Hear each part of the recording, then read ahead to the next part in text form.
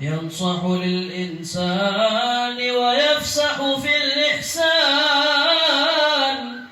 ويعفو عن الذنب إذا كان في حقه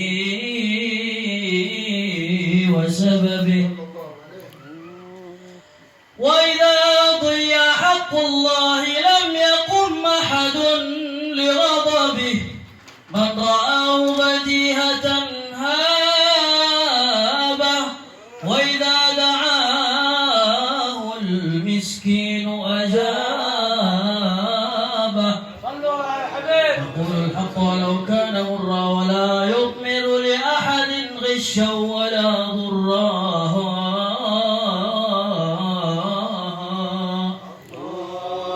من نظر في وجهه علم أنه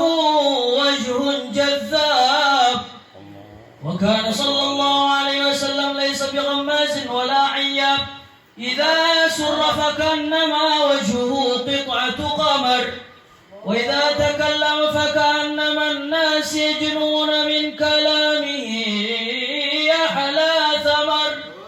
وإذا تبسم فكأنما تبسم عن مثل حب الغمام، وإذا تكلم فكأنما الدر يسقط من ذلك الكلام،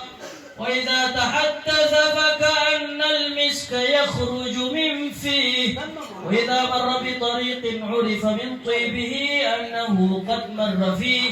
وإذا جلس في مجلس بقي طيبه فيه أياما وإن تغيب،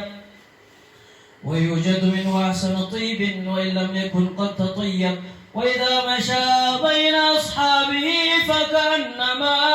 هو القمر بين النجوم الزهر، وإذا أقبل ليلا فكأن الناس من نوره في